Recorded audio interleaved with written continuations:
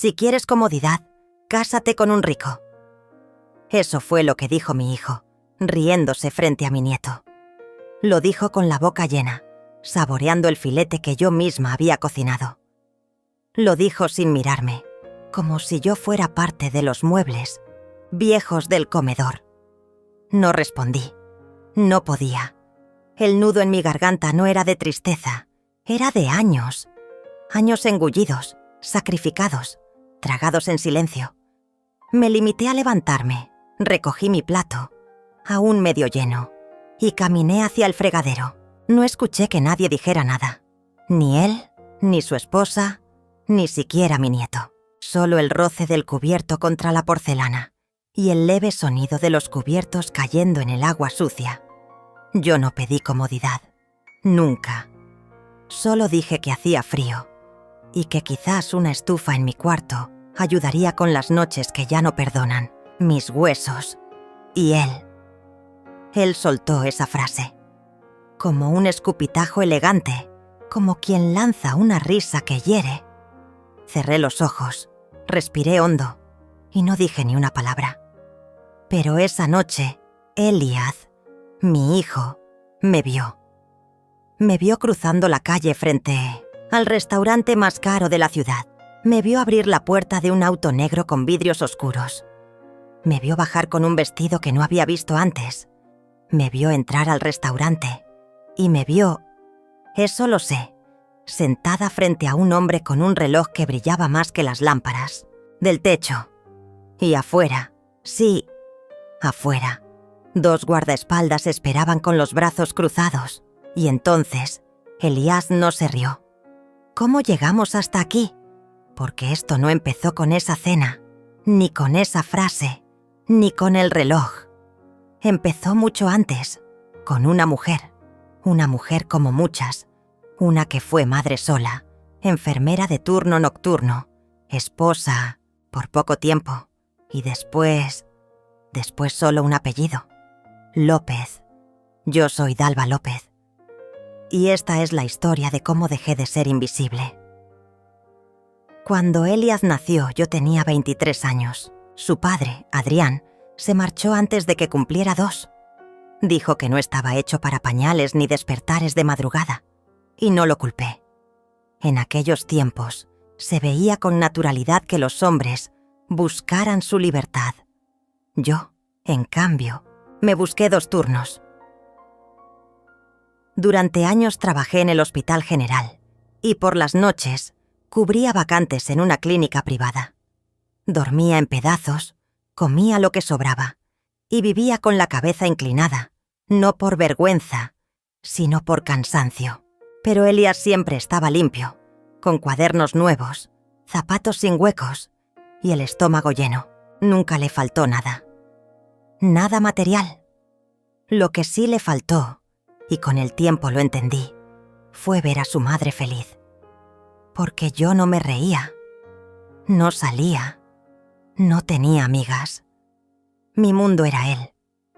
Cuando tenía 10 años y le preguntaron en la escuela ¿qué quería ser de grande?, respondió: quiero ser alguien que no tenga que dormir en hospitales como mi mamá. Y aunque dolió, lo entendí. Yo tampoco quería esa vida para él. Por eso, cuando ganó una beca en una universidad privada, vendí las joyas de mi madre para completar lo que la beca no cubría. Nunca se lo dije. Nunca supo que hubo noches en que solo cené arroz y sal. Después conoció a Karina, una mujer de familia empresaria, acostumbrada a viajes, spa y personal de servicio. Al principio fue amable conmigo, pero después del matrimonio su tono cambió. Empezó con frases pequeñas. Dalva, no es necesario que laves los platos. Ya hay alguien para eso. Dalva, podrías usar la entrada trasera. Es que hay visitas. Y Eliad. Eliad no decía nada. Se acomodó. La casa era grande, moderna, y me ofrecieron quedarme en el anexo, una pequeña habitación detrás del lavadero. Acepté. Claro que acepté, porque no tenía a dónde ir y porque allí vivía mi nieto, Mauricio. la única razón por la que mis piernas seguían fuertes. Los años pasaron. Yo ya no trabajaba. Vivía con mi pensión mínima, que guardaba con cuidado para no molestar. Nunca pedí nada. Jamás. Cocinaba de vez en cuando, lavaba mis sábanas, me cuidaba sola. A veces Karina dejaba una bolsa con ropa que ya no usa. Siempre una talla menos. Siempre en silencio. Y luego vinieron las frases. Mi mamá dice que no tienes que esforzarte más, abue, que ya viviste suficiente. Eso lo dijo Mauricio una tarde mientras jugábamos cartas. Le acaricié la cabeza y sonreí. Pero por dentro me sangraba algo que no sabía nombrar. Luego vinieron los olvidos. No me avisaban cuándo salían. No me preguntaban si quería cenar con ellos. Las puertas se cerraban y yo escuchaba risas, copas, canciones y luego silencio. Una noche me despertó una tos muy fuerte. Toqué la puerta de Karina, pero ella ni abrió. Dijo desde adentro: Dalva, mañana la llevamos al médico. Ahora estamos descansando. Caminé hasta el baño sola. Me miré al espejo y vi a una anciana sin nombre, una mujer sin lugar. Esa fue la noche en que decidí comenzar a guardar lo poco que tenía. Una moneda, un billete, un pequeño sobre de té. Todo lo que podía ser mío lo escondía, y no para huir, sino para recordarme que aún existía. Entonces llegó el día de esa cena. El frío se metía por debajo de la puerta, y comenté con voz baja que quizás una estufa ayudaría. Y Elías, mi hijo, mi niño de cuadernos limpios y zapatos sin huecos, soltó esa frase, como una bala. ¿Confort?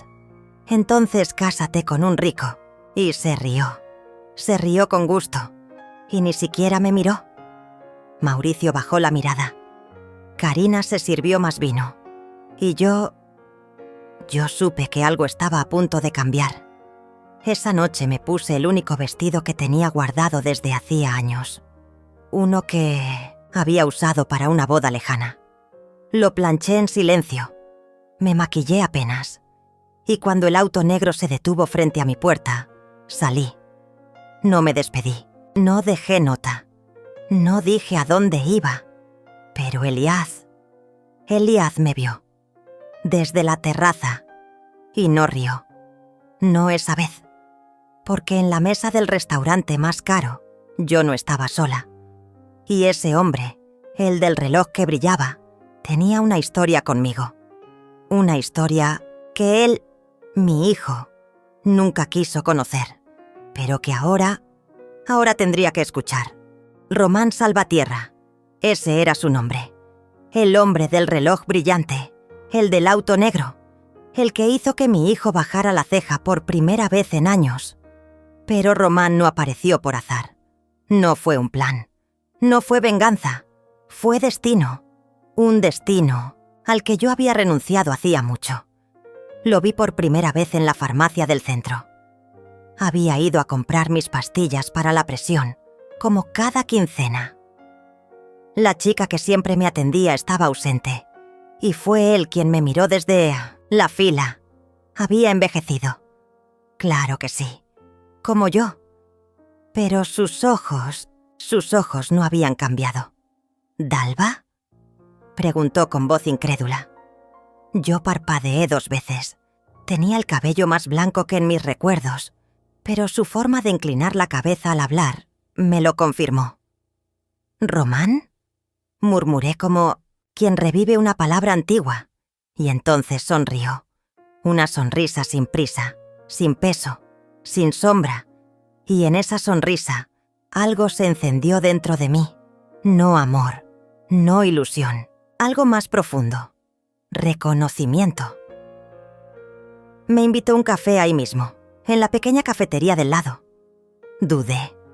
No por él, sino por mí.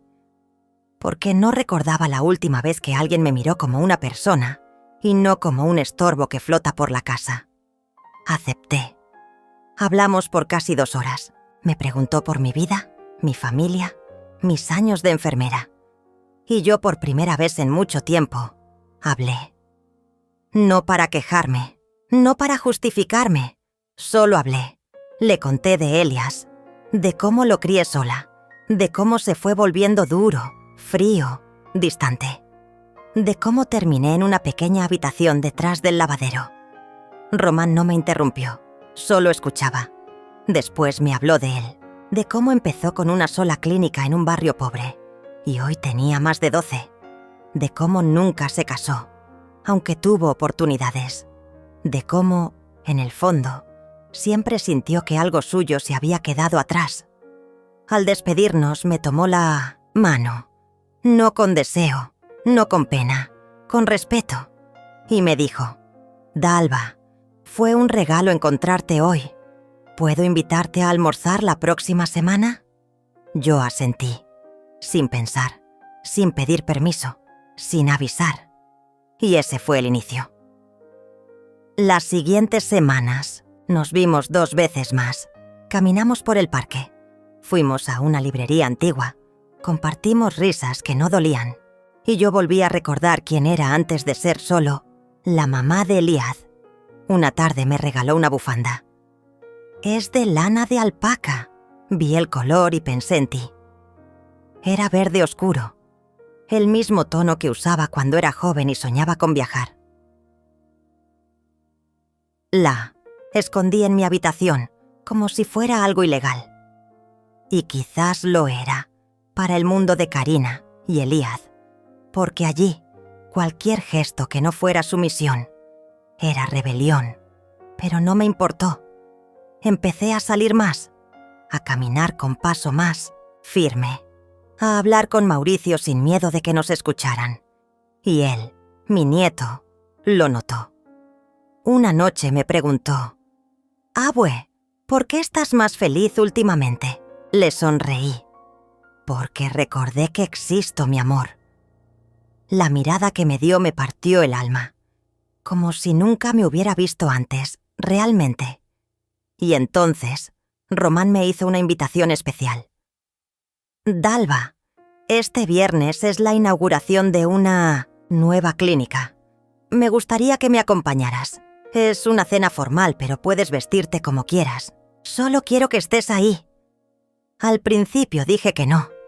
Elías tenía una cena en casa ese mismo día con unos socios, y yo debía cocinar, servir, desaparecer. Pero algo cambió. Esa misma noche, escuché por casualidad una conversación. Karina le decía a Eliad: «Tu madre se está creyendo importante. La he visto sonriendo sola. Tal vez necesita recordar que esta no es su casa». Y Eliad respondió: «No te preocupes. Si sigue así, le quitamos hasta el cuarto. Ya ha vivido bastante». Eso fue suficiente. El viernes me vestí con el único vestido digno que tenía. Román mandó a buscarme en su auto. Cuando salí, vi a Eliad en la terraza, hablando por teléfono. Se quedó en silencio. Y esa noche lo vio todo. Me vio entrar al restaurante con Román. Me vio sentarme frente a él. Me vio sonreír. Y por primera vez, me vio como algo que no podía controlar. El sábado por la mañana, Elías tocó mi puerta. Su cara era una mezcla de ira y confusión. «¿Quién es ese hombre?», preguntó. «No tienes por qué saberlo», respondí con calma. «¿Te estás viendo con alguien, mamá? ¿A tu edad?» «Sí», dije. «¿Y qué piensa Mauricio de eso? ¿Qué ejemplo le das?» «Un ejemplo de que nunca es tarde para ser respetada». Me miró como si no me conociera, y tal vez no me conocía, porque él solo conocía a la mujer que se callaba, que agachaba la cabeza, que se conformaba con las sobras. No a esta, no a Dalva. Esa fue la primera grieta, la que separó a madre e hijo, no por odio, sino por verdad, una verdad que él no podía controlar. Y yo ya no tenía por qué esconder. Desde esa mañana, algo invisible se rompió en la casa. No fue un grito, no fue una pelea, fue el silencio, Un silencio denso, como si de pronto todos entendieran que ya no podían tratarme como antes, que yo había salido del molde, que me había atrevido. Y eso en una familia como la mía era una amenaza. Karina dejó de saludarme. No directamente, era más sutil. Me hablaba a través de Mauricio. Dile a tu abuela que no ensucie la encimera. Dile que baje el volumen de la televisión. Dile que si va a salir avise. Y Elías empezó a llegar más temprano, a estar más presente, a observarme, como si sospechara que yo estaba tramando algo, como si tuviera miedo de perder el control sobre mí. Pero no decía nada, solo me miraba, evaluaba, esperaba. Yo, por mi parte, seguía viendo a Román, no todos los días, pero cuando podía. A veces solo tomábamos un café en su oficina. Otras veces caminábamos por el parque, sin decir mucho.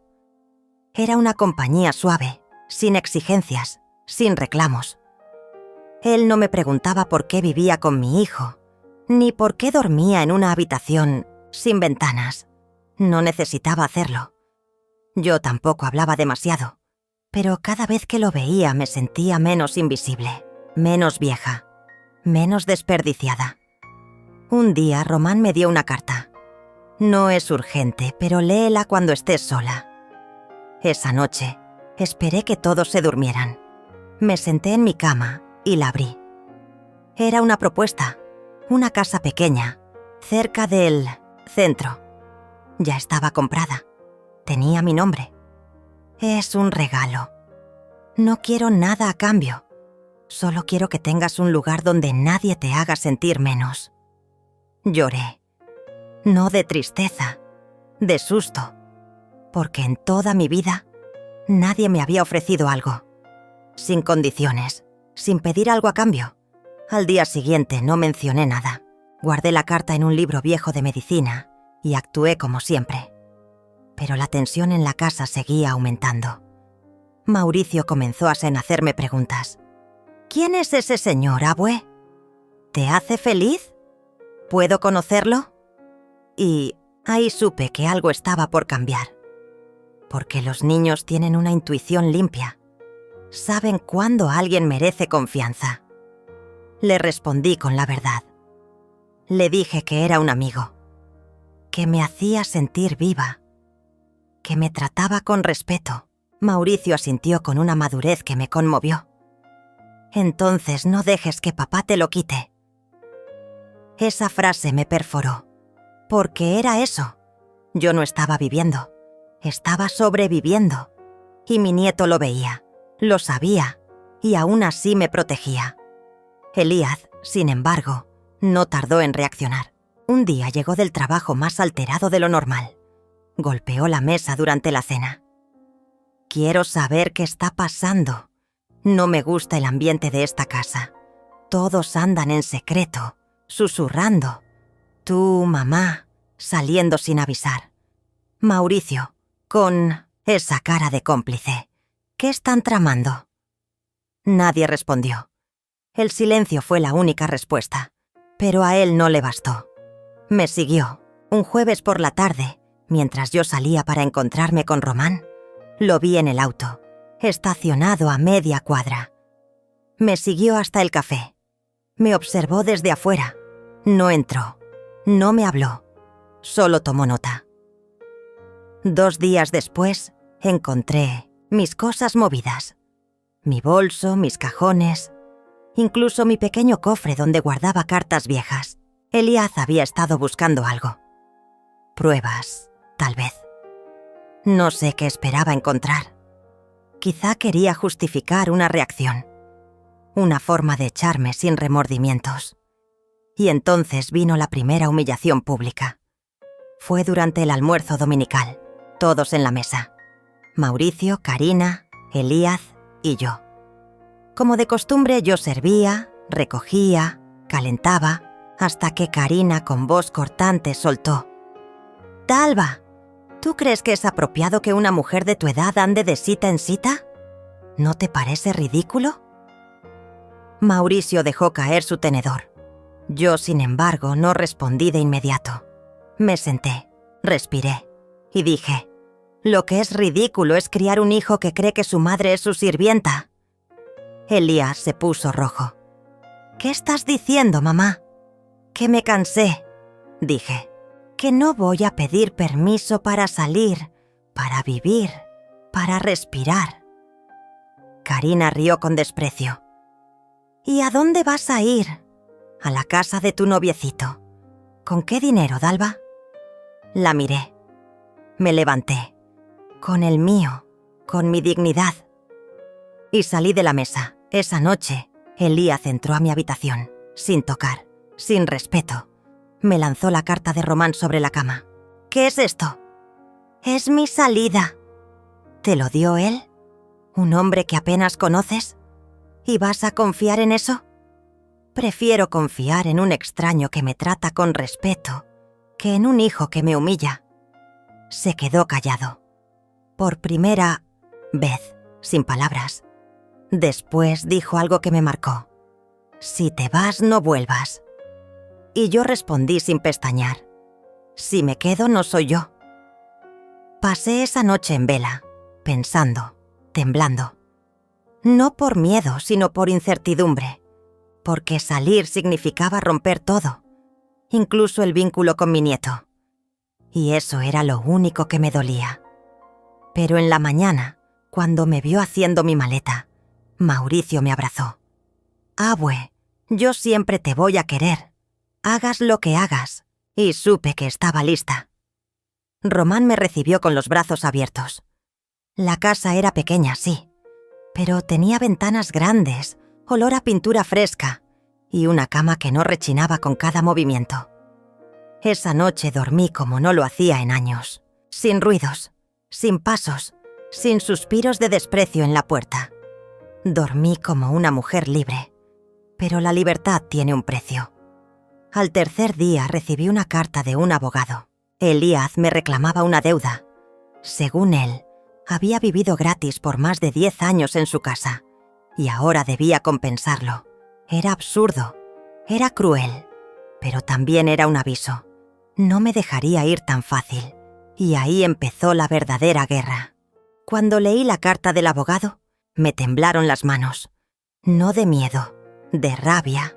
Era una demanda formal, redactada con frialdad, con palabras que parecían sacadas de una novela legal, no de un hijo. Me acusaba de ocupación indebida, uso no autorizado de bienes familiares y aprovechamiento económico injustificado. En otras palabras, mi propio hijo estaba intentando cobrarme por haber sido su madre, por haber vivido bajo su techo, por haber criado a su hijo, por haber cocinado cada comida, lavado cada prenda, secado cada lágrima. Me senté en la mesa de la cocina, esa nueva cocina que aún olía a madera. Respiré. Cerré los ojos y me prometí que esta vez no me iba a romper. Román fue el primero en enterarse. No se alteró. No me dio un discurso heroico. Solo puso su mano sobre la mía y dijo: «Vamos a responder como se debe, pero a tu manera». Le pregunté qué significaba eso. Me sonrió, pero con una dureza que no le conocía. «Con dignidad, Dalva. No te vas a arrastrar. Vamos a pelear, sí, pero en tu terreno». Al día siguiente fuimos a ver a una abogada. Su nombre era Jimena Córdoba. Tenía unos 50 años, mirada firme, labios apretados y una forma de hablar que hacía que hasta el viento se callara. Escuchó mi historia en silencio. Tomó nota. No hizo preguntas innecesarias. Cuando terminé, se quitó los lentes y me dijo: «Señora Dalva, lo que su hijo intenta hacer no tiene sustento legal, pero sí tiene un claro objetivo emocional. Quiere humillarla, romperla, controlarla. No vamos a permitirlo». Y en ese momento, por primera vez, sentí que no estaba sola, que tenía con quién. Mientras todo eso ocurría, Mauricio me enviaba: Mensajes, no a través de su padre, no escondido, directamente. Te extraño, abue. Papá está raro, grita mucho. Yo sé que tú no hiciste nada malo. Cada mensaje era un hilo que me ataba a él. Y también una daga en el corazón. Porque sabía que Elías podía usarlo, manipularlo, usarlo como arma emocional. Y no estaba equivocada. Una tarde Mauricio me escribió algo distinto. Papá dice que si no vuelves, no voy a poder verte más. ¿Es cierto? Lloré. No pude evitarlo, pero no le respondí con rabia. Le escribí: mi amor, un día vas a entender que a veces decir que no también es una forma de amar. No me respondió de inmediato. Pasaron 2 días. Luego, una carta, escrita a mano, en letra temblorosa. Abue, no entiendo todo, pero yo sé que tú siempre me cuidaste, y yo quiero que tú seas feliz.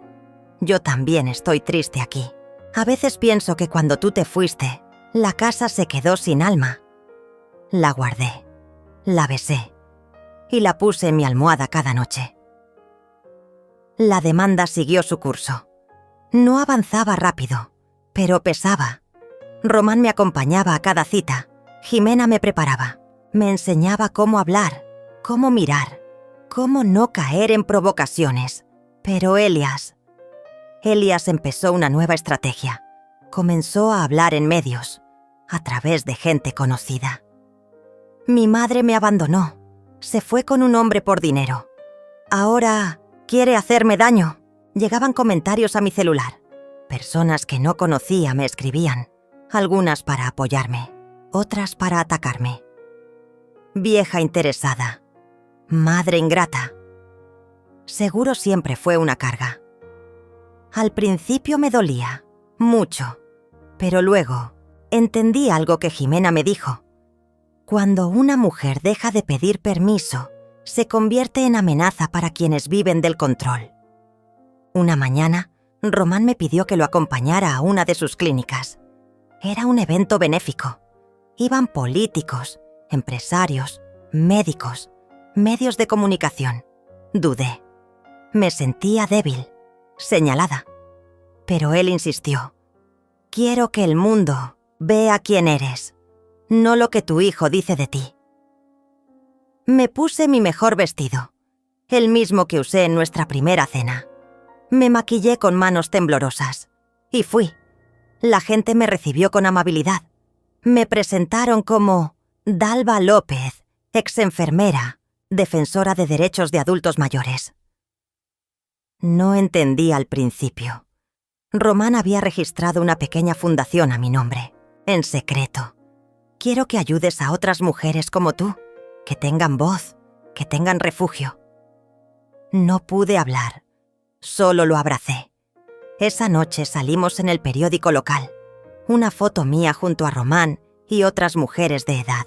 Sonreía, brillaba, y eso fue demasiado para Elías. Lo supe al día siguiente. Un nuevo mensaje. Esta vez no de un abogado, sino directamente suyo. Ya veo lo que estás haciendo. Crees que puedes construir una vida sobre las ruinas que dejaste, pero te olvidas de algo. Yo sé cosas, y si hablas, yo también puedo hablar. No respondí. Lo reenvié a Jimena, y ella sin titubear me respondió. Vamos a protegerte, pero prepárate. Va a intentar usar lo más bajo que tenga. Y así fue. A la semana siguiente alguien filtró una historia. Que yo había maltratado a Karina, que había gritado a Mauricio, que sufría de problemas mentales. Todo mentira. Pero en un mundo donde una mujer mayor no tiene voz, las mentiras se esparcen como fuego. Algunas personas comenzaron a mirarme con desconfianza. Me sentí observada, culpable de algo que no había hecho. Incluso Román, aunque me creía, se mostró más tenso. Tenemos que pensar en tu seguridad, me dijo, y decidimos algo difícil. Irnos unos días fuera de la ciudad, a una casa que él tenía en las afueras, a descansar, a pensar, a planear, pero eso fue interpretado como huida. Elias, sin escrúpulos, presentó una nueva acción legal: custodia temporal de Mauricio. Alegaba que el niño estaba en peligro emocional por mi influencia. Y ahí supe que no era solo venganza. Era guerra. Quería destruirme por completo, usar a su propio hijo como arma. Me derrumbé. Lloré toda la noche, pero a la mañana siguiente, cuando desperté, tenía algo nuevo en el pecho. No era dolor. Era fuego. Llamé a Jimena. Le pedí que preparara todo. Porque esta vez iba a hablar, iba a contar mi historia, iba a mostrar lo que Elías no podía borrar. Teníamos registros, fotos, testigos, conversaciones y algo más. Un video, grabado por Mauricio sin querer. Una discusión entre sus padres.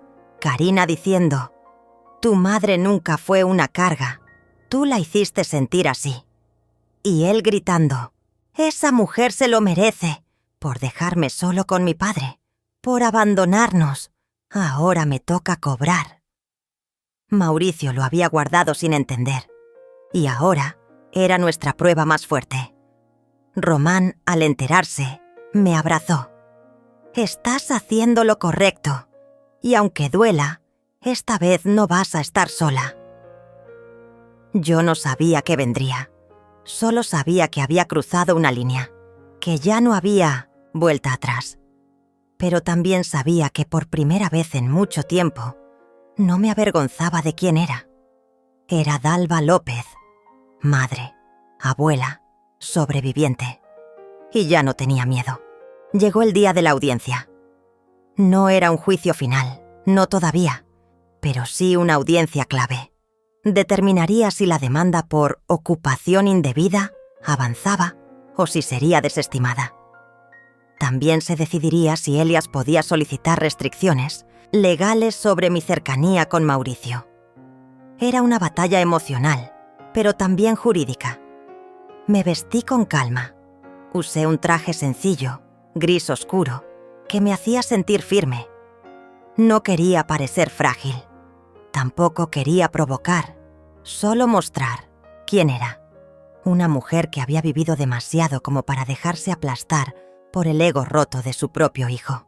Román me llevó. No dijo mucho en el camino. Me apretó la mano en el semáforo, y con eso bastó.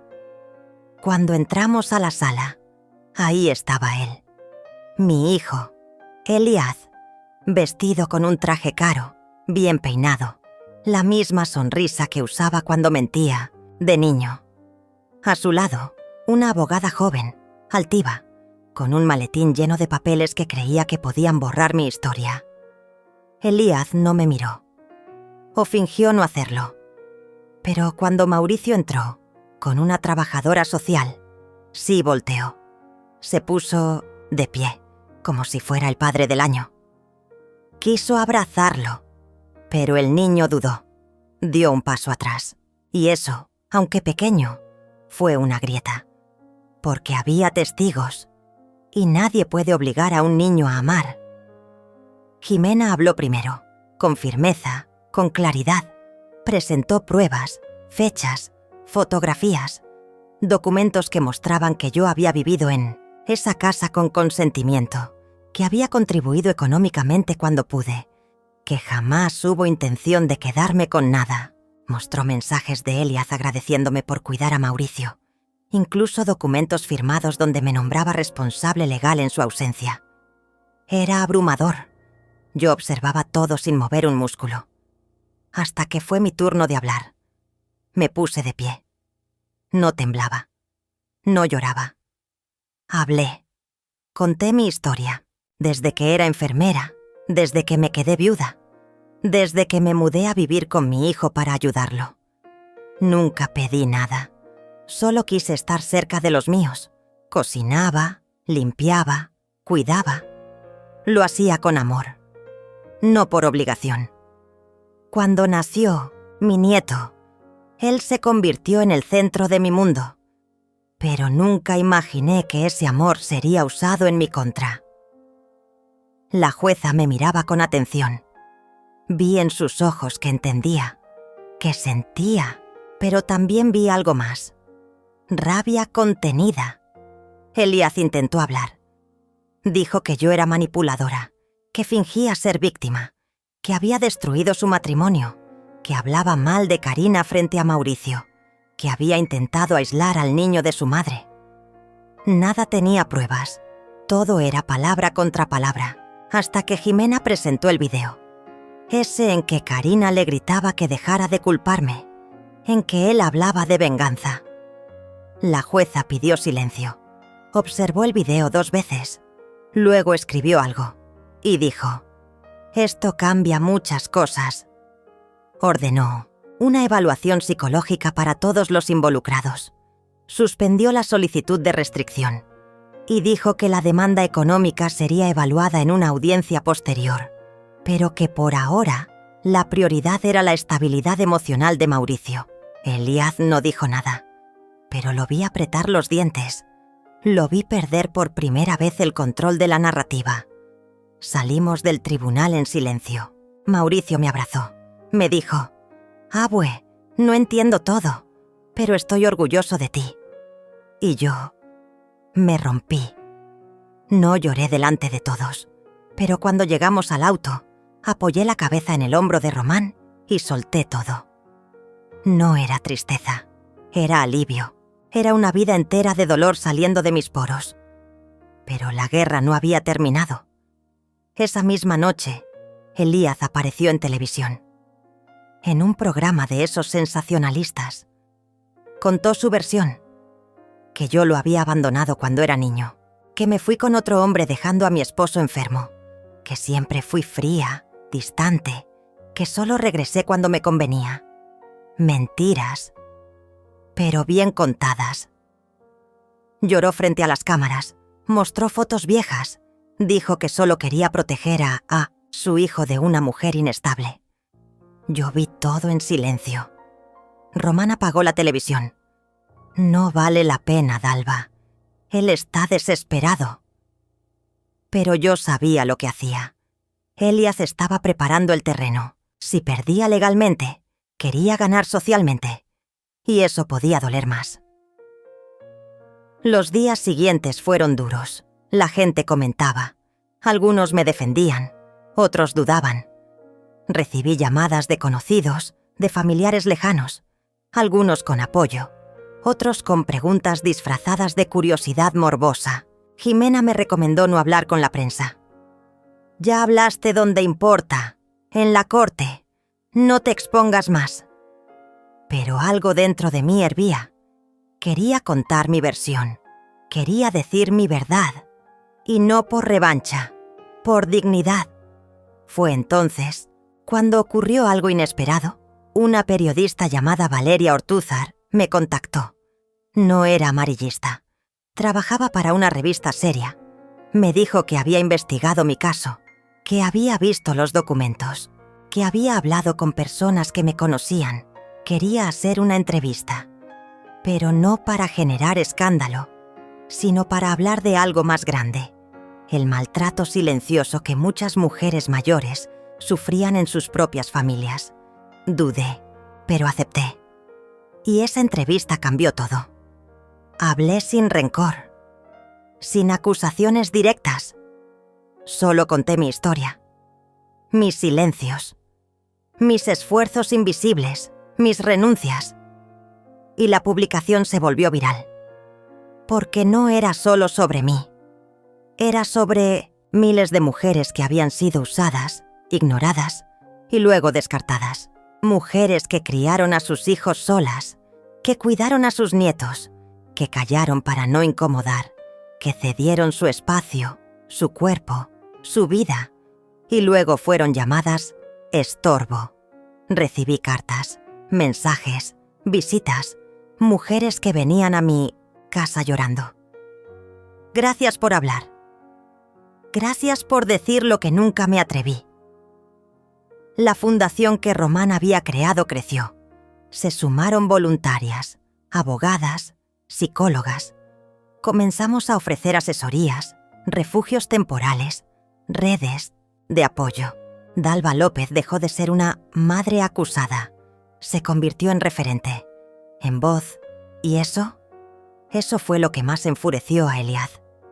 Presentó una nueva demanda, por difamación. Dijo que yo había manchado su reputación, que había inducido al odio, que había violado su derecho a la intimidad. Pero esta vez, la corte no le creyó. Archivaron la demanda en menos de una semana, y yo, por primera vez en años, dormí tranquila. Sin embargo, había algo que no cerraba. Karina no hablaba, no se mostraba, no respondía a nadie. Y un día, sin previo aviso, apareció en la fundación, sola, cansada, envejecida. Me pidió hablar en privado. Acepté. Y lo que me dijo me dejó sin aliento. Dalva, yo sabía todo. Siempre supe quién era Eliad, pero tenía miedo. Me manipulaba. Me amenazaba con quitarme a Mauricio. Me decía que sin él, yo no era nada. Lo permití, pero ya no puedo más. Quiero hablar, quiero ayudarte, quiero que mi hijo tenga una vida distinta. Y ahí entendí que la historia no había terminado, que lo más fuerte estaba por venir, que estábamos a punto de encender una luz tan potente que nadie podría volver a apagarla. Karina se sentó frente a mí con las manos entrelazadas, como si le pesaran los dedos de tanto callar. Su rostro tenía esa mezcla amarga de quien ha sido víctima, pero también cómplice por omisión. No la odiaba, no podía, porque en sus ojos había más miedo que maldad. Y aunque una parte de mí todavía recordaba sus silencios, su frialdad, también sabía que hay cárceles que no tienen barrotes, pero que aprietan igual. «Necesito contarte algo más», murmuró. «Algo que puede cambiar todo». Tomé aire. No sabía si estaba lista para otra revelación. Pero ella no esperó mi respuesta. Sacó una carpeta, de esas baratas, con bordes doblados, y la puso sobre la mesa. Dentro había copias de correos, capturas de pantalla, un viejo cuaderno con anotaciones a mano. Durante años, Eliad se endeudó con prestamistas. Usaba la casa como garantía, pero lo hacía sin decírmelo. Yo firmaba papeles que nunca leía. Cuando te echó, no fue solo por odio. Era porque temía que descubrieras que la casa ya no era legalmente nuestra.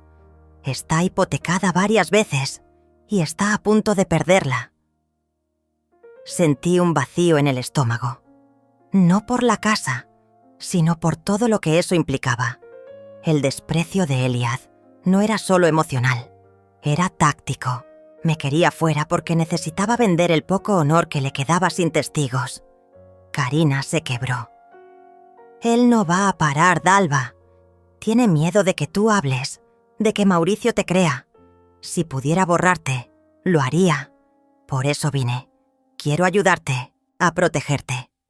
Y proteger a mi hijo. Su voz temblaba, pero era firme. Me recordó a mí hace muchos años, cuando decidí quedarme en un matrimonio sin amor, por miedo a destruir la infancia de mi hijo. Y fue ahí donde lo entendí todo. El ciclo se había repetido. Yo crié a Eliad con miedo. Ella vivió con él bajo el mismo patrón. Y Mauricio era la última pieza, el que aún podía romper esa herencia.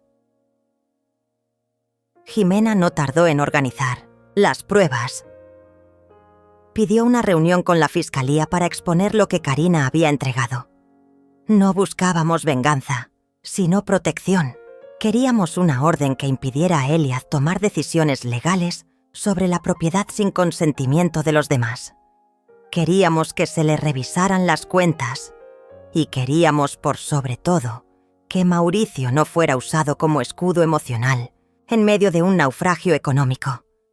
La fiscal que nos recibió no se sorprendió.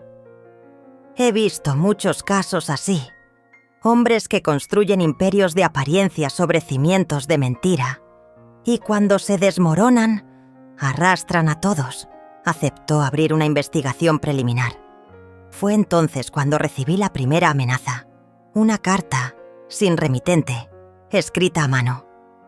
Si no te callas, vas a perder algo más que la casa. Román quiso llamar a la policía, pero Jimena nos calmó. Esto lo esperábamos. Lo importante es documentarlo todo. Y así hicimos. Cada paso que dábamos, lo sellábamos con pruebas. Cada conversación, cada movimiento, cada acto, era registrado. Elías, mientras tanto, seguía sonriendo. En redes sociales. Publicaba fotos con Mauricio como si todo fuera normal. Subía frases de autoayuda. Fingía ser víctima de una madre rencorosa.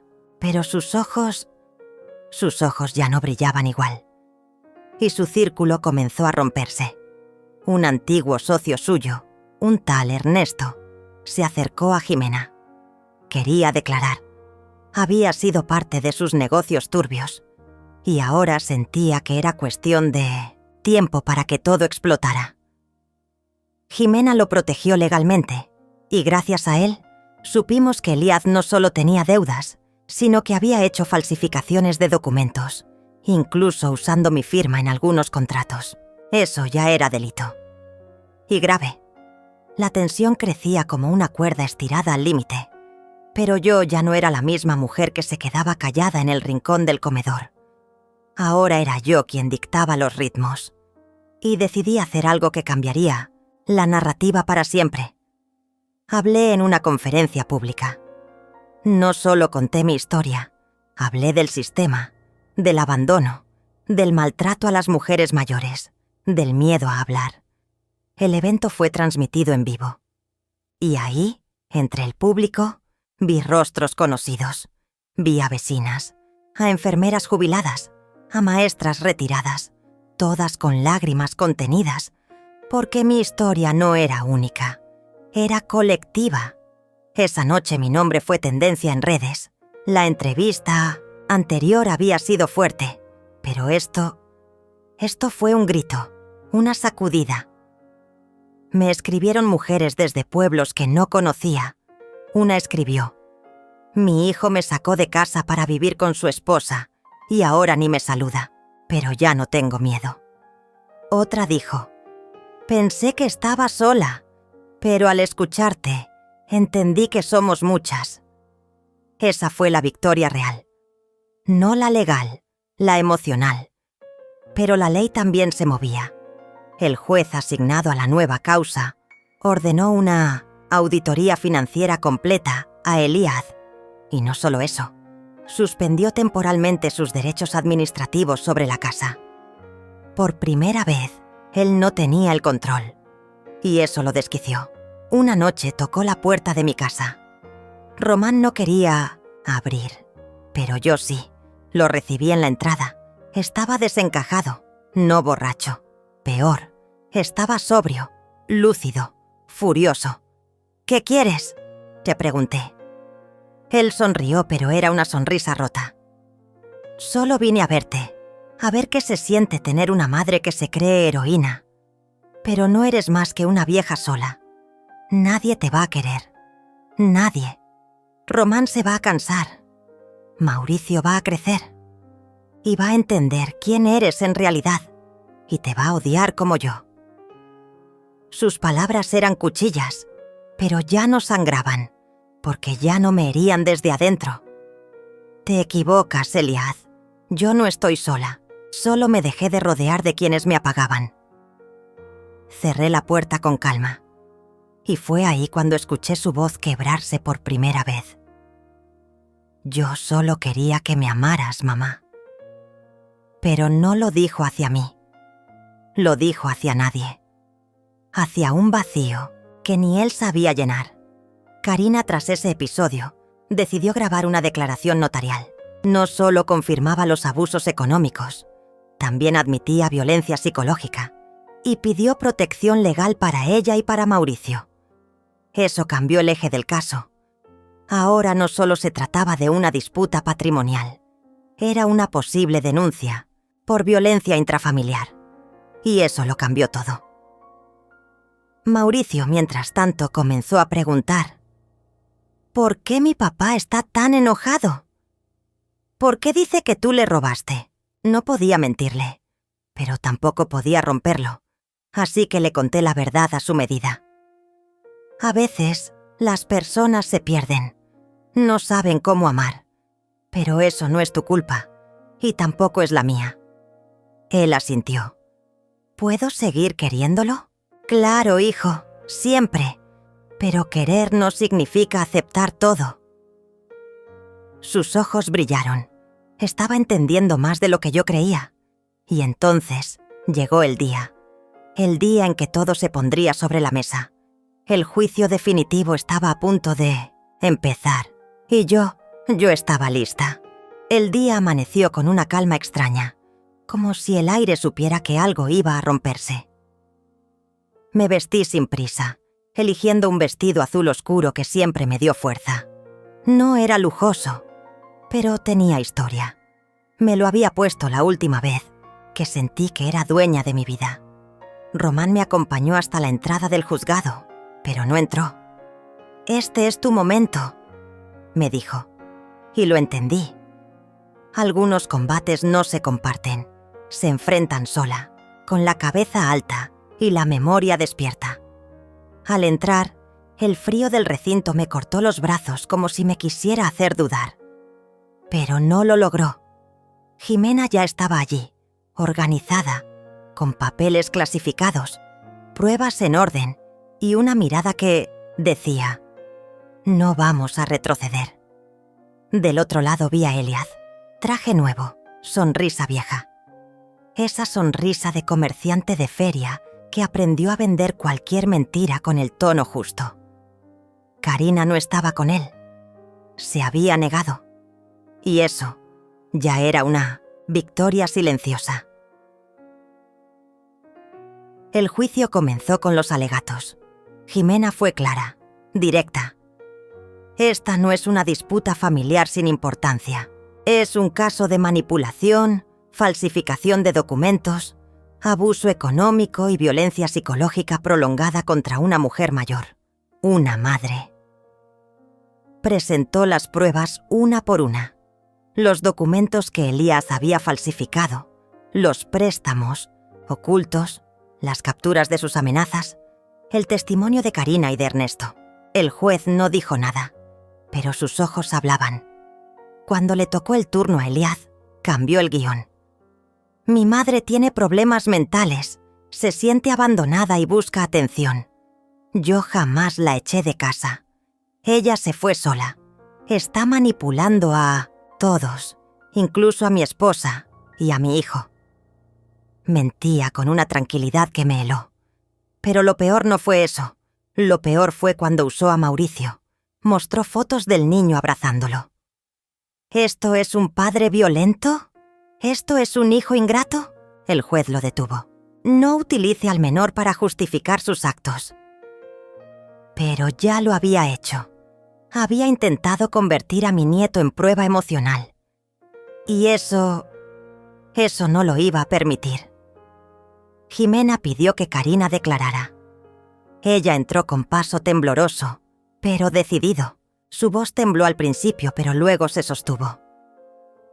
Durante años viví con miedo. Miedo a hablar, a contradecir, a perder a mi hijo. Pero Dalva no está mintiendo. Elias falsificó documentos, nos amenazó a ambos. Me obligó a firmar papeles que no entendía y usó a Mauricio como escudo. El salón quedó en silencio. Eliad bajó la mirada por primera vez. Luego fue el turno de Ernesto. Confirmó los negocios turbios, las deudas, los intentos de encubrirlo todo. El juez lo escuchaba con atención. Cada palabra era un ladrillo en la pared que se estaba levantando entre Eliad y su impunidad. Cuando terminó, Jimena pidió que se escuchara un último testimonio. El mío. Caminé al frente. El micrófono amplificaba el latido de mi pecho, pero no tenía miedo. No esta vez. No estoy aquí por venganza. Estoy aquí porque durante años permití que me callaran. Crié a un hijo con todo lo que tenía, y cuando más lo necesitaba, Me expulsó como a una carga. Pero no vine a llorar. Vine a demostrar que el amor no significa rendirse. Que ser madre no es aceptar todo. Que las mujeres mayores no somos invisibles. Y que mi nieto merece crecer viendo la verdad, no la fachada. No lloré. Hablé con calma, con la dignidad que él me había intentado arrebatar. Cuando volví a sentarme, Jimena me tomó la mano. Sabía que habíamos cruzado una línea. Y entonces ocurrió algo que nadie esperaba. El juez pidió que Mauricio hablara. Con asistencia psicológica, claro. Era inusual, pero el niño había sido mencionado tantas veces que el tribunal consideró necesario escucharlo. Karina aceptó, el psicólogo también. Mauricio entró con una camisa blanca y los ojos grandes, confundidos. El psicólogo lo acompañó. Se sentó a su lado. «Mauricio, puedes decirnos lo que sientas. No estás obligado a nada». El niño respiró hondo y dijo con la voz más clara que le había escuchado jamás: «Mi papá dice cosas feas de mi abuela. Pero mi abuela nunca me gritó. Me hace pan con miel y me escucha. Me dijo que mi papá me quiere, pero que a veces la gente se equivoca. Yo quiero a mi papá, pero mi abuela me hace sentir seguro». Hubo un silencio que dolía. Nadie dijo nada, porque no hacía falta. La audiencia concluyó ese día sin sentencia, pero con todo dicho. El juez pidió unos días para deliberar. Salimos en silencio. No había aplausos, solo una calma nueva. Como si el huracán se hubiera ido, y lo que quedaba era reconstrucción. Román me esperaba afuera. No dijo nada. Me abrazó fuerte, y eso bastó. Esa noche no dormí, no por miedo, sino por expectativa. Habíamos puesto todo sobre la mesa, y ahora solo quedaba esperar. Pero incluso si el fallo no fuera favorable, yo ya había ganado, porque había hablado, porque había sido escuchada. Porque miles de mujeres que me escribieron durante esos días sabían que no estaban solas, y porque Mauricio había elegido su propia verdad, y eso valía más que cualquier sentencia. El día del veredicto llegó con un sol implacable que parecía querer quemar hasta las últimas dudas que quedaban en el aire. Desde temprano, el juzgado estaba lleno de rostros curiosos, miradas cargadas de expectativa y un silencio tenso que se sentía como un peso sobre el pecho. Entré con paso firme, sin mirar atrás, porque sabía que ya no había marcha atrás. Eliad, con esa arrogancia que parecía no conocer límites, ocupaba su lugar con una sonrisa congelada, intentando disimular el nerviosismo que todos percibíamos. La sala estaba en completo silencio cuando el juez apareció. Su figura imponente y sus ojos penetrantes nos hicieron entender que lo que venía no sería una formalidad más. Tomó la palabra con voz grave y pausada, recordando los puntos claves del caso, las evidencias presentadas, los testimonios y el impacto que todo esto tenía en una mujer que, durante años, había sido pisoteada por su propio hijo. La sala respiraba con cada palabra, como si cada frase fuera un latido que nos acercaba a la justicia o al fracaso. Luego, el juez declaró que, tras analizar con detenimiento todas las pruebas, se reconocía la manipulación y falsificación de documentos por parte de Eliad, así como su intento de apropiarse de bienes que legalmente correspondían a Dalva. La sentencia ordenaba la restitución inmediata de la propiedad y la reparación económica que le correspondía. Además, se emitieron medidas de protección para Dalva y se prohibió a Eliad acercarse a ella y a Mauricio por un periodo determinado, como una forma de garantizar su seguridad y tranquilidad. El silencio se rompió con un suspiro colectivo. Yo sentí que el peso que había cargado durante años comenzaba a soltarse, pero también que una nueva etapa comenzaba, llena de retos y posibilidades. Miré hacia Eliad y vi cómo su rostro se transformaba, No por sorpresa, sino por derrota. No dijo palabra. Solo bajó la cabeza mientras la mirada de Karina se llenaba de lágrimas, mezcla de alivio y tristeza. Fuera del juzgado, Román me abrazó con fuerza. Sus palabras fueron pocas, pero cargadas de verdad.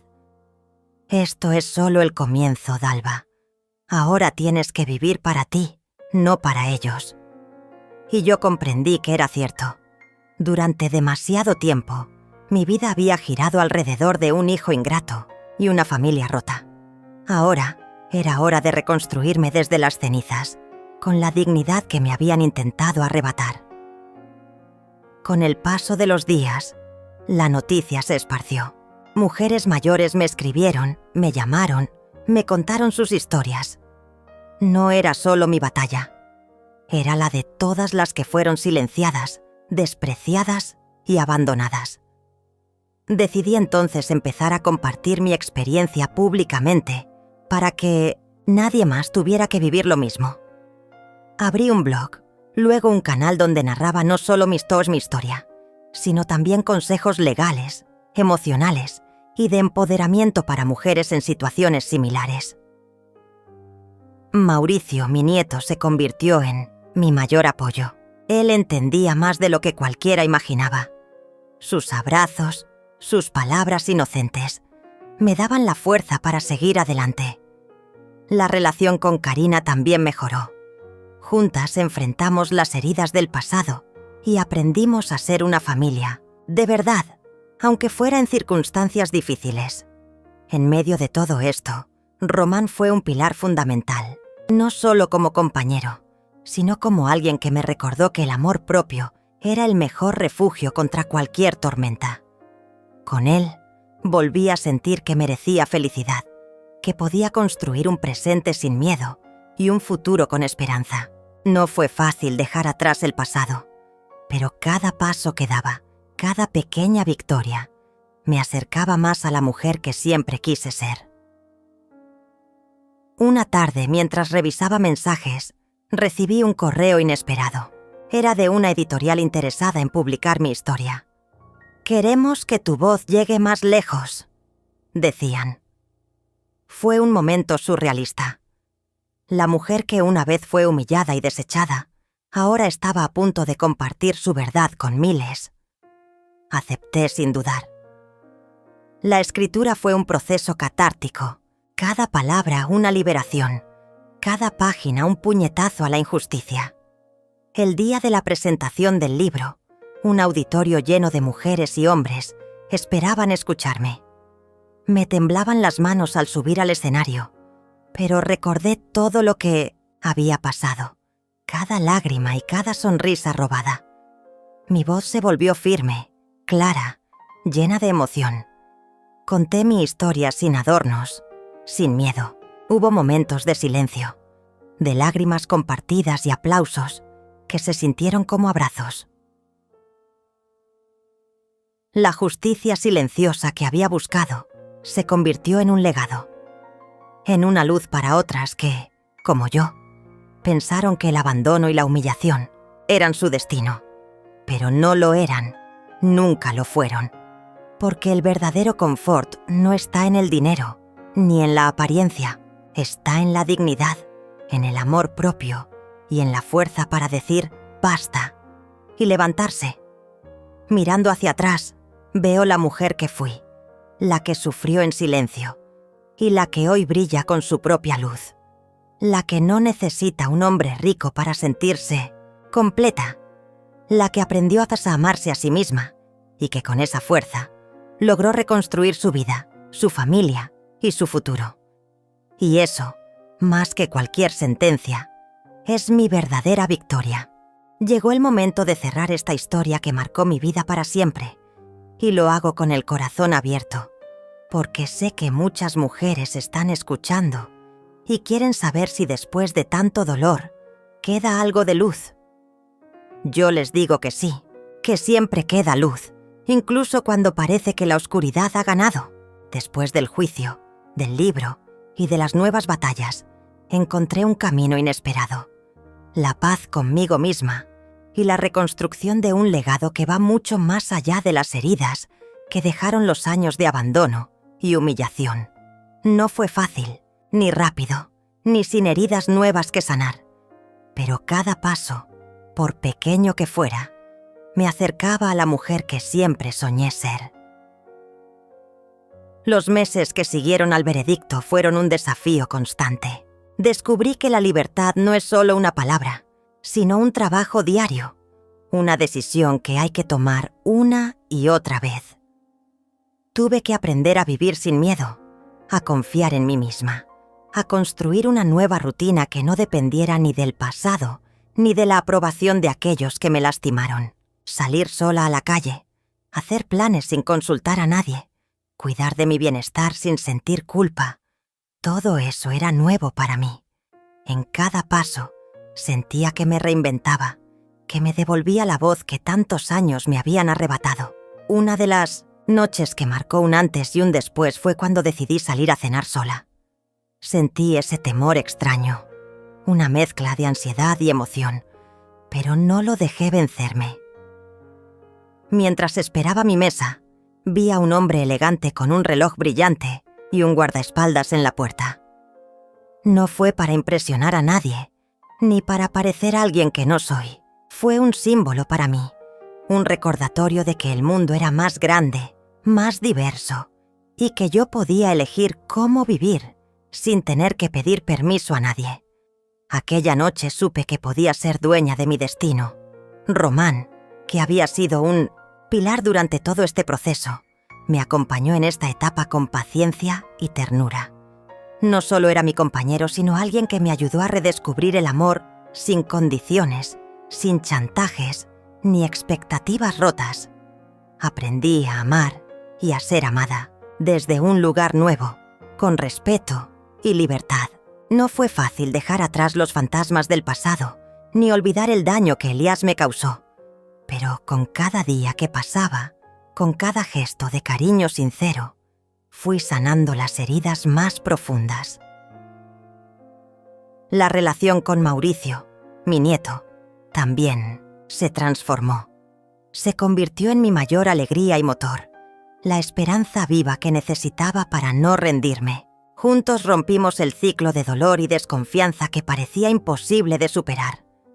Él me enseñó que el amor incondicional puede sanar incluso las heridas más profundas.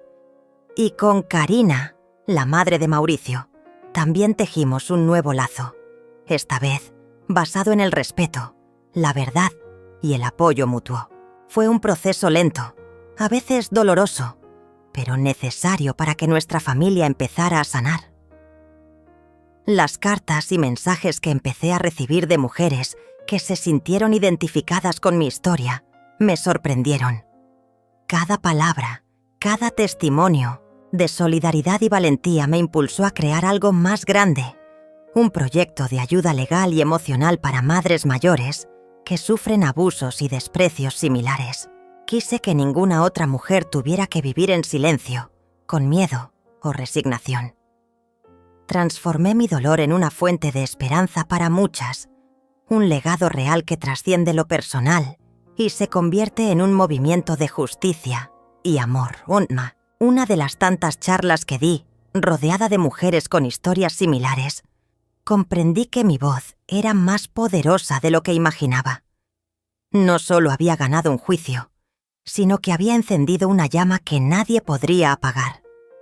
Esa llama se convirtió en fuerza, en una red de apoyo que crece cada día y que lucha por dignificar a todas las mujeres que han sido silenciadas y humilladas.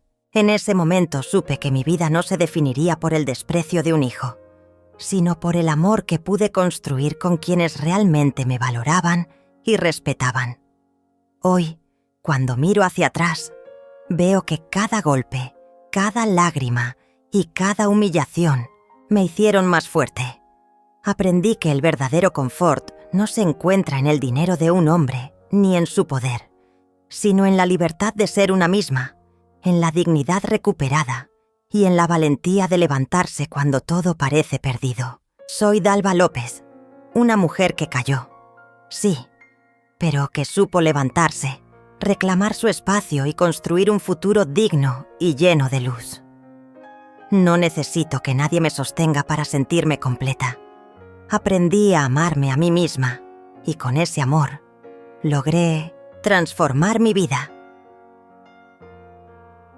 A todas las mujeres que me escuchan, les digo, no permitan que nadie les robe su valor. No importa la edad, ni las circunstancias, ni los errores que otros quieran imponer. La vida puede dar vueltas inesperadas y siempre hay una segunda oportunidad para escribir una historia diferente. La fuerza está dentro de ustedes, en esa voz que nadie ha logrado callar, en ese amor propio que esperan descubrir. Cada una merece vivir en libertad, en paz y con dignidad. Este es mi legado, la verdad que construí con lágrimas, paciencia y lucha, porque al final el amor más importante es el que nos damos a nosotras mismas. Con ese amor podemos conquistar el mundo, derribar muros y abrir puertas que parecían cerradas para siempre. Mi historia es la prueba de que nunca es tarde para ser feliz, para ser libre y para ser dueña de nuestra vida. Y así, con el corazón lleno de esperanza, cierro este capítulo no como una víctima, sino como una mujer victoriosa, empoderada y lista para seguir caminando hacia adelante, hacia un futuro donde el respeto y el amor propio sean la base de todo, porque esa es la verdadera riqueza, la que nadie puede arrebatar. Cuando cierro los ojos y dejo que los recuerdos fluyan, siento el peso de todo lo que he vivido, de cada lágrima derramada, de cada palabra cruel que resonó en mi alma, y también de cada pequeño triunfo que logré arrancar del suelo áspero donde me habían dejado. Es imposible no sentirme marcada por el pasado, porque sus huellas siguen ahí, grabadas en la piel y en el corazón. Pero aprendí, a fuerza de dolor y de introspección, que las marcas no son cadenas, sino cicatrices que cuentan la historia de alguien que no se rindió. No fue un camino fácil. Hubo noches en las que la soledad me envolvía como un manto frío y la incertidumbre sobre el futuro me paralizaba. Pensaba en Eliad, en sus palabras duras, en su desprecio que atravesaba cada rincón de mi vida, y me preguntaba cómo alguien tan cercano podía convertirse en mi mayor enemigo. Me preguntaba qué había hecho mal, dónde fallé y por qué merecía ese trato. Pero con el tiempo, entendí que no se trata de culpa ni de errores personales, sino de la capacidad de algunos para dañar sin medir consecuencias, y la nuestra, de levantarnos cuando el mundo nos quiere caer. Hoy, me miro al espejo y reconozco a una mujer diferente, no porque haya cambiado mi rostro, ni porque tenga todo lo que soñé, sino porque he encontrado en mí misma una fortaleza que desconocía. He aprendido a amarme con todas mis imperfecciones, a escuchar mi voz interior y a no callar cuando algo me lastima. Ese amor propio, que al principio parecía frágil, se convirtió en la base sólida sobre la que edifiqué mi nueva vida. Es un amor que no depende de nadie más que de mí y que me da la libertad para decidir quién soy y hacia dónde voy. El camino hacia esa libertad fue un proceso largo y a veces doloroso. Hubo momentos en que dudé de mí, en que la tristeza y la frustración me acechaban, y en que parecía que no había salida. Pero siempre hubo una chispa, una luz tenue que me impulsaba a seguir, que me recordaba que merecía algo mejor. Esa chispa fue mi esperanza, la esperanza que nunca me dejaron perder. Y esa esperanza me llevó a tomar decisiones valientes, a romper con cadenas invisibles, a buscar ayuda y a construir una red de apoyo que me sostuvo en las caídas y celebró mis victorias. Aprendí que el verdadero confort no está en la riqueza material ni en la seguridad económica que un hombre pueda ofrecer, sino en la paz interior, en la dignidad recuperada y en la capacidad de caminar sin miedo por el mundo. entendí que el valor de una mujer no se mide por el dinero que su familia tiene, ni por el estatus que aparenta, sino por la fuerza con que enfrenta sus batallas, por la verdad que sostiene y por el amor con que se cuida a sí misma. Durante todo este tiempo, también descubrí el poder de la palabra. Al compartir mi historia, no solo sané heridas propias, sino que abrí puertas para muchas otras mujeres que vivían en silencio, atrapadas en sus propios infiernos. Recibí cartas, mensajes, llamadas de mujeres que se identificaban con mi dolor y que encontraron en mis palabras un refugio, un aliento para seguir luchando. Eso me enseñó que nuestras historias tienen un poder inmenso, que pueden ser faros de luz en medio de la oscuridad y que juntas nuestras voces se vuelven invencibles. El apoyo de personas como Román y Mauricio fue fundamental en esta reconstrucción. Román me mostró que el amor puede ser un acto de respeto y libertad, sin ataduras ni imposiciones. Mauricio, mi nieto, fue la esperanza viva que me enseñó a perdonar y a creer en el amor incondicional. A través de ellos entendí que la familia no siempre es un vínculo de sangre, sino de corazón, y que la verdadera familia es la que nos levanta cuando caemos, la que nos respeta y nos ama tal como somos. Hoy puedo decir con orgullo que mi vida es mía, que soy dueña de mis decisiones, de mi cuerpo, de mis sueños, que el dolor del pasado no me define ni me limita, que cada herida cerrada es una medalla de honor que llevo con humildad como prueba de que sobreviví, de que luché y de que gané, que el amor más grande que podemos encontrar está dentro de nosotras mismas y que ese amor es la fuerza que mueve montañas y cambia destinos. A todas las mujeres que me escuchan, quiero decirles que no están solas, que la edad, las circunstancias o los errores no son cadenas, sino oportunidades para reinventarse, que siempre hay tiempo para sanar, para construir, para amar y para ser felices, que el respeto y la dignidad son derechos innegociables y que debemos defenderlos con valentía, incluso cuando el mundo parezca en contra, que el silencio es cómplice del abuso y que romperlo es el primer paso hacia la libertad. Este es mi legado, la historia de una mujer que aprendió a decir basta y a caminar hacia la luz sin miedo y con la frente en alto.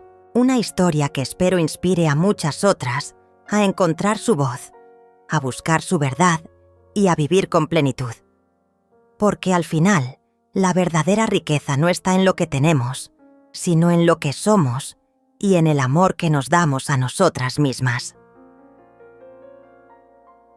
Cierro este capítulo con gratitud, con esperanza y con la certeza de que la vida, a pesar de sus tempestades, siempre nos ofrece nuevas oportunidades para renacer, que cada día es un regalo para decidir quién queremos ser y cómo queremos vivir, y que, aunque el camino sea difícil, nunca estamos solas, porque dentro de cada una de nosotras hay una fuerza infinita, un fuego sagrado que nadie puede apagar. Soy Dalva López, una mujer que cayó, sí, pero que supo levantarse, que sufrió, pero que aprendió a amar, que perdió mucho, pero que ganó lo más importante, su dignidad, su libertad y su paz interior. Y con esa paz, hoy camino hacia adelante, con la mirada firme y el corazón abierto, lista para seguir escribiendo la historia de mi vida con valentía y amor propio.